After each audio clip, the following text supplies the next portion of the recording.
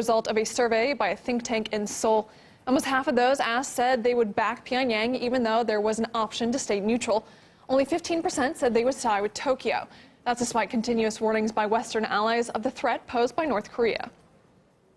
North Korea's sixth test of a nuclear device and its missile launches are a threat not only to the people of South Korea, but to the people all across our globe. It has never been more important to be working closely together, given the shared threat of North Korea. North Korea has conducted 10 missile tests this year. 2 of them involved solid fuel missiles, which the North can launch with less warning. We saw soldiers preparing Patriot missiles to shoot down incoming ballistic missiles from North Korea. The most immediate threat tonight from North Korea is far more conventional. They could fire on South Korea.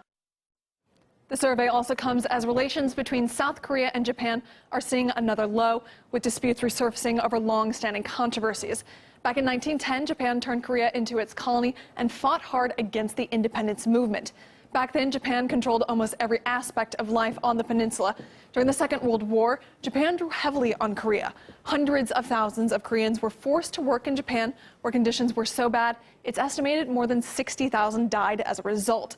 Women from Korea were also used as sex slaves by Japanese soldiers. Many Koreans believe the treaty signed between the two countries in 1965 didn't amend the wrongs that were done.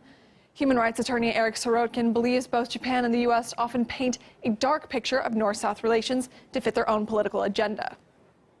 These outside influences, Japan and the United States, for their own political purposes, I think they exaggerate the desire of the North Koreans to somehow attack South Korea. And I think that this will begin to bear out when these types of surveys and discussions take place, and when the Moon administration finally, I hope, has the ability and the guts, frankly, to do what they say they want to do, and that is engage and build peace and settle the Korean War with the North Koreans.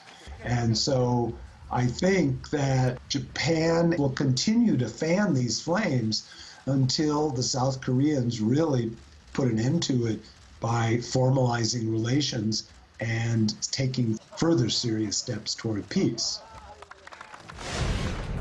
Still to come, stress levels are up in the U.S., with people almost as worried about next year's presidential election as they are about terrorism.